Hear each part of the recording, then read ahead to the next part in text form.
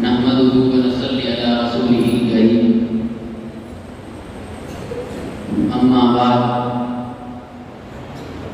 قال الله تبارك وتعالى قل أطيعوا الله وأطيعوا الرسول قال النبي صلى الله عليه وسلم أصحابي كالنجوم بأيدي اقتديتم اهتديتم. محترم حضرات، سامعین کرام، حکم صاحبان اور میرے عزیز ساتھیوں، آج میں آپ حضرات کے سامنے حضرت عمر فاروق رضی اللہ تعالیٰ عنہ کی شان میں کچھ کلمات عرض کرنا چاہوں گا.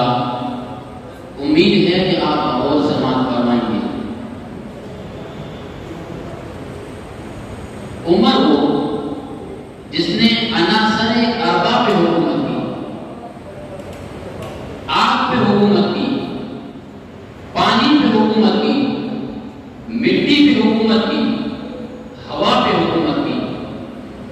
مٹی پہ حکومت کی، مٹی پہ زمین کانپ رہی تھی، ٹھوکر لگا کے کہا تھم جا، وہ تھم گئی. ہوا پہ حکومت کی، منبر پہ بیٹھ کے خطبہ دے رہے حضرت عمر فاروق، 1000 میل کے فاصلے سے جہاد ہو رہا ہے، وہاں پہ مشرک مومن آپس میں جنگ لڑ رہے ہیں. وہاں سے اللہ نے دکھایا اور یہاں منبر پہ بیٹھ کے کہا یا سارے جبل ہوا پہ ہم لے کے جائیں. پانی کی حکومت کی، آپ کو بتایا گیا دریا رکی ہوئی ہے. کہا میں خط لے کے دیتا ہوں، دریا کو دے دو. آگ پہ حکومت کی، آپ کو بتایا گیا مدینے کی وادی میں آگ لگی ہے. کہا میں یہ رومال لے جاؤں عمر کا اور آگ کو کہو کہ عمر نے بھیجا ہے. آگ رک گئی تو حضرت عمر نے عناصر اربع پہ حکومت کی. عمر وہ جو اٹھے، جیس کا عنوان بنے، منبر پہ چڑھ کے بولے، حق کا بیان بنے، ہجرت کرے، جرأت کا اعلان بنے، مشورہ دے، رب کی زبان بنے، بولے قرآن بنے، تولے میزان بنے. سب سے پہلے جس نے کعبے کا دروازہ کھولا عمر بن خطاب ہے. سب سے پہلے جس نے اعلان ہجرت کی عمر بن خطاب ہے. جس کی زبان پہ حق بولتا تھا عمر بن خطاب ہے. جس کے سائے سے اوپر درختا تھا عمر بن خطاب ہے. جس کے سائے سے شیطان بھاگتا تھا عمر بن خطاب ہے. جس کی زبان پہ حق بولتا تھا عمر بن خطاب ہے. جس نے کلمہ حق پڑھا پھر نہیں چھپایا عمر بن خطاب ہے. جس نے مکے سے مدینے تک اسلامی چھاؤں قائم کی عمر بن خطاب ہے. جس نے محکمہ ایمان، محکمہ ڈاک قائم کیا عمر بن خطاب ہے. جس نے 20 رکعت تراویح کا اہتمام کیا عمر بن خطاب ہے. جس نے 4000 مسجد تعمیر کی عمر بن خطاب ہے. جس نے 900 جامع مسجد بنائی عمر بن خطاب ہے. جس نے پہلی دفعہ ہر مسجد میں خطیب اور امام کا تقرر کیا عمر بن خطاب ہے. جو حسین ابن علی کے لیے اٹھ کھڑا ہو جایا کرتا تھا عمر بن خطاب ہے. جس نے حسین کو اپنے بیٹے سے بڑھ کر وظیفہ دیا عمر بن خطاب ہے. جس نے نبی کی بیٹی کا سب سے زیادہ احترام کیا عمر بن خطاب ہے. جس کے متعلق آقا نے تعریف کی جملہ کہا. آقا نے فرمایا عمر والدہ مرے اولاد روتی ہے، اولاد مرے والدہ روتے ہیں. جس دن دنیا سے تو جائے گا قیامت تک محمد کا اسلام رو رہا ہے.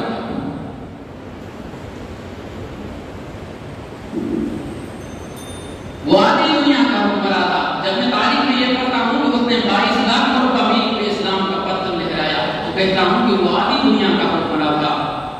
جب میں یہ پڑھتا ہوں کہ اوپر لرزتا تھا تو کہتا ہوں کہ وہ آدھی دنیا کا حکمراں تھا. جب میں یہ پڑھتا ہوں کہ شیطان بھاگتا تھا تو کہتا ہوں کہ وہ آدھی دنیا کا حکمراں تھا.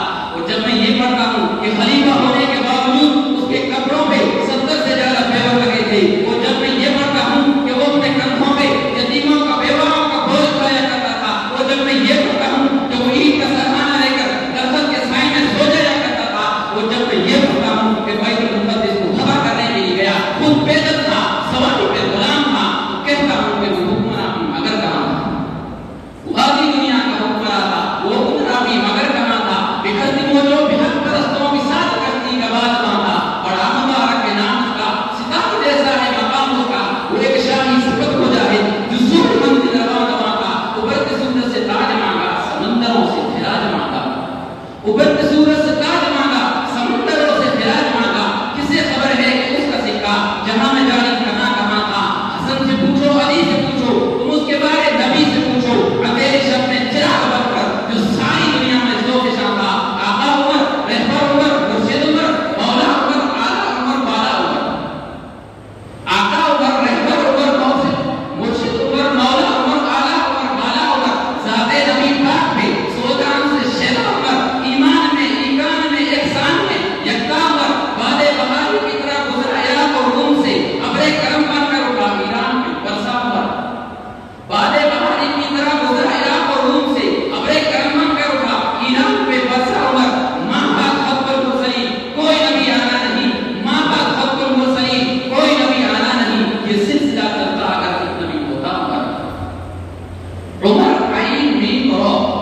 عمر